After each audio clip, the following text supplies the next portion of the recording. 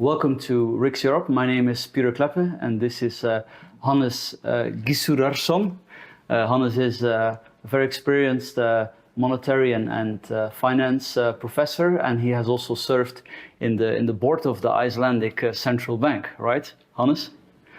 So there's so much to discuss, but what I would like to ask you first is that we have Bitcoin going to the moon again. I think breached $70,000. So yeah, what's your take on Bitcoin, on the whole phenomenon? Well, I think it reflects people's need for sound money. I think it's all about sound money. And we also see that neither the euro nor the dollar are really sound money. So there are structural reasons why the euro doesn't fulfill the function of being a sound money. One is, of course, that the Eurozone that doesn't really have flexible labor markets, which means that in crisis you just cannot solve problems by changing salaries. The other thing is that the Eurozone and the European Union as a whole doesn't have social mobility. This is the reason why the euro is not going to do as well as the dollar has, despite everything done. James Buchanan, the Nobel laureate and classical liberal, he said that for Europe, the best monetary arrangement would be competing national currencies, not one currency, because if you had one currency, you had no safeguards against the abuse of monopoly power in monetary affairs. So to return to Bitcoin, I think it expresses the despair with nationalized monies. Yes. So the idea of sort of competing currencies is that if you're Portuguese, you can say, oh, I will save in Austrian currency or in Greek currency, I trust it more. And the same idea applies to Bitcoin.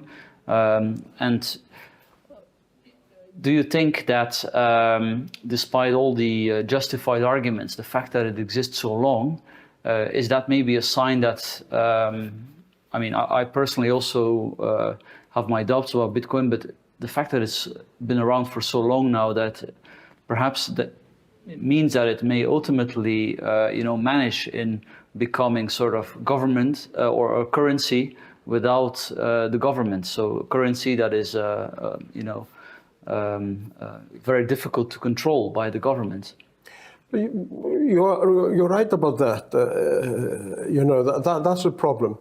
But I must also confess that today, I would say that the best thing is to have freedom to make your trade or your contracts in whatever currency, including Bitcoin, that you want.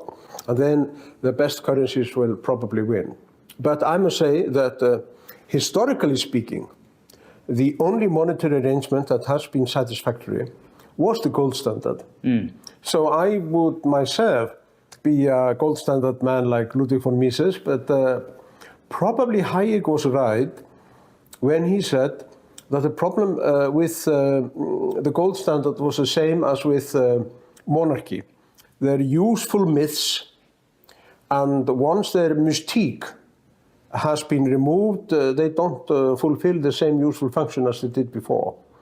Once people discover that you can mix with the gold standard and do all kinds of fixing there, it ceases to be as effective. But if we just look at historical experience, then we see that the gold standard was the only satisfactory monetary arrangement.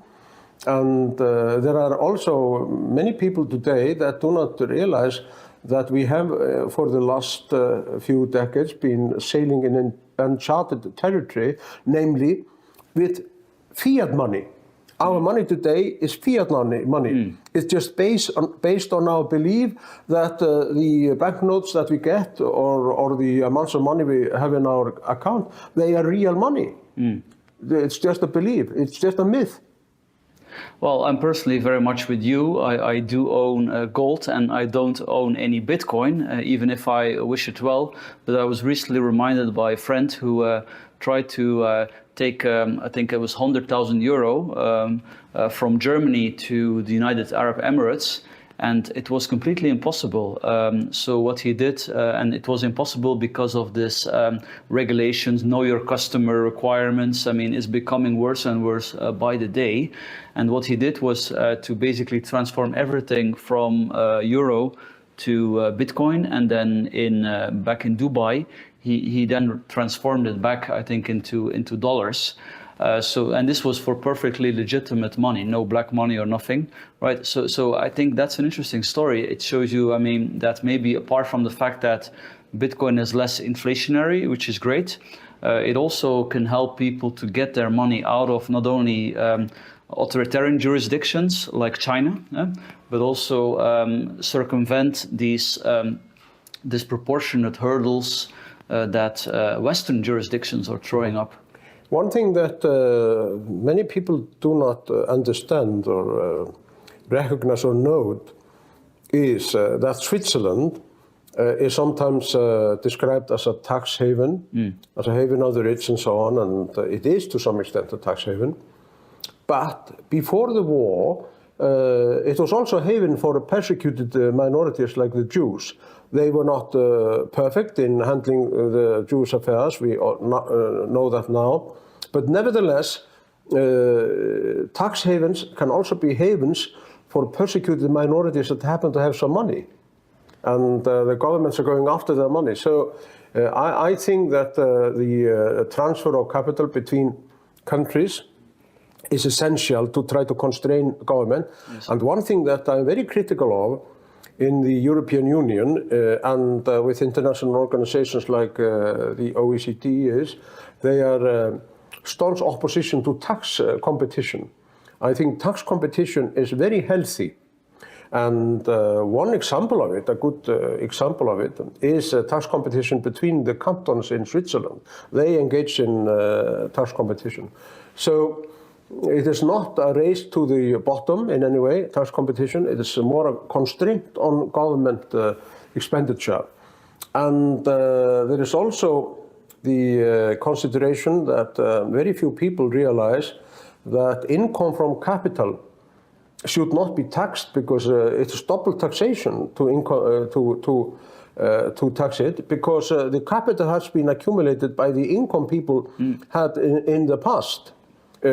So what you're doing by taxing capital, taxing wealth, is that you are basically punishing people who have saved money, who have been prudent. And by the same token, you are rewarding people who have spent all their money. Because if there are the two of us, and you spent all your money on consumption, and I spent half of it on consumption and half of it on saving, you are not paying any of these taxes, wealth taxes or capital taxes. You escape them totally, whereas I have to pay my income tax, and then I have to pay tax on the income that I derive from my propensity to save. Double taxation. So, yes, so double taxation, and this is a point actually made by John Stuart Mill in 1848, but very powerfully in the 20th century by the distinguished Italian economist Luigi Einaudi, who was president of Italy from 1948 to 1955. A very interesting economist. I've been writing a lot about him. Einaudi, okay, good man. Well, maybe one more question. As you've served in the board of the Icelandic Central Bank, I want to ask you about the new fashion of central bank digital currencies. I mean, we already could hear that Christine Lagarde, the president of the European Central Bank, she openly admitted that the goal was